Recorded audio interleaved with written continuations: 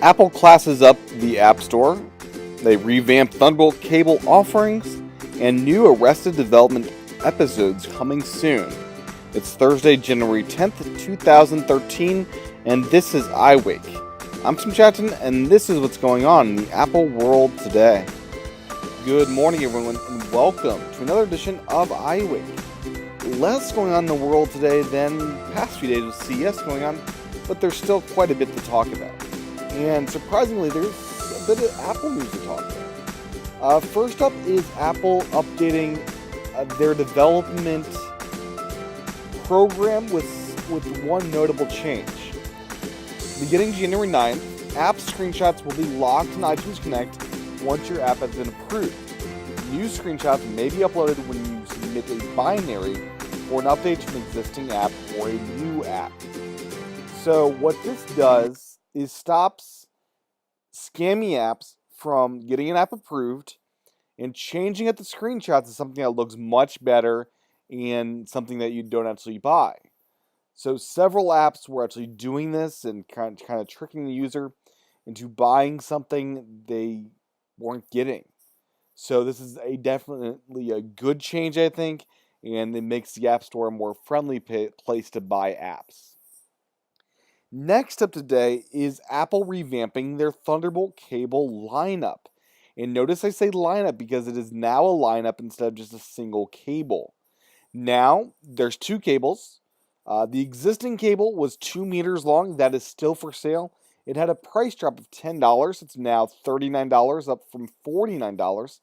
And they're adding, to my happiness here, a 0.5 meter cable at $29. So you now get a Thunderbolt cable, $29, and it's not this crazy long thing that I have no use for. It's a rather short cable. So this is great news. These are getting down in costs. They're definitely not USB cost, but it's good to see Apple lowering the prices of these as the technology gets cheaper to get out there. So very cool news there, and I'm excited to see that happen, as I do love Thunderbolt and I want to see it progress. Next up today is some news from Netflix. So Netflix is bringing Arrested Development back, and they're bringing 14 episodes to Netflix in May. On May 4th is the debut date, and this is big news. Previously, they announced 10, up to 14 now.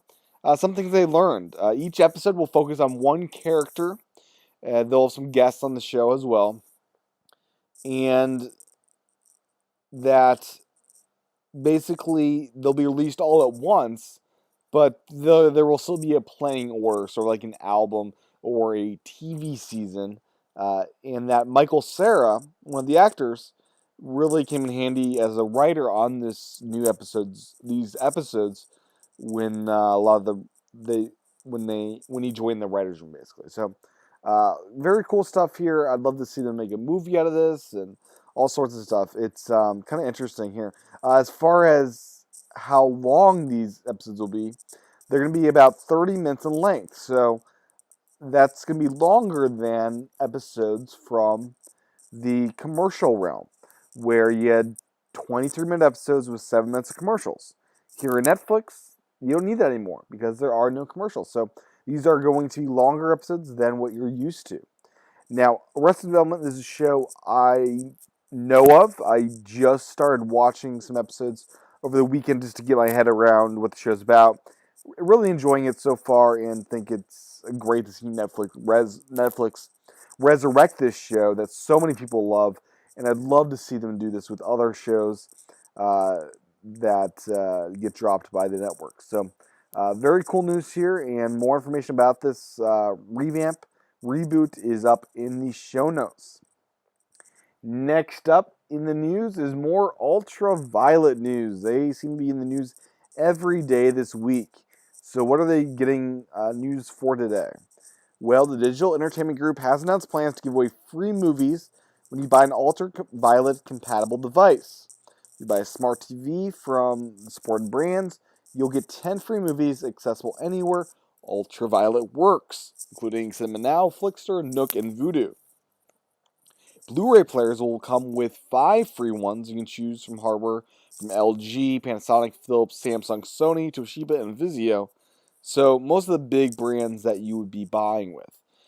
Basically, what they're trying to do here is get you addicted to Ultraviolet, get you to like the experience by having this free content, and hope you get more and more and get drawn into it. Kind of like how I was drawn into the whole iTunes thing. So this is a kind of an Ultraviolet movie starter pack, and kind of an interesting idea here. I'm still, as you know, not a fan of Ultraviolet, as it really doesn't help iTunes that much, I don't think. And it's kind of a format war once again. I kind of just want iTunes to win the day here. But anyways, that is something that is coming. Next up is Nuance. They're in the news today because they are targeting or kind of putting out a project that competes with Siri and Google Now. It's a cross-platform virtual assistant. It's codenamed Project Wintermute. And what does this do? Well, it's going to be completely platform agnostic and work on any computer, handset, or tablet. Even TVs are going to be targeted in this this platform. An example he said for the TV was put the game on and turn the Notre Dame game on automatically. So it made a guess about what you'd like to watch, things like that. So there's not very many details about this quite yet, but it is interesting to see Nuance go at this, especially since Nuance powers Siri. So it's kind of like they're on both platforms. Next up, some news from Pebble. The Pebble Watch. It is getting its shipment date announced. It's going to be shipping out on January 23rd to those that backed the project. That includes 85,000 orders in all.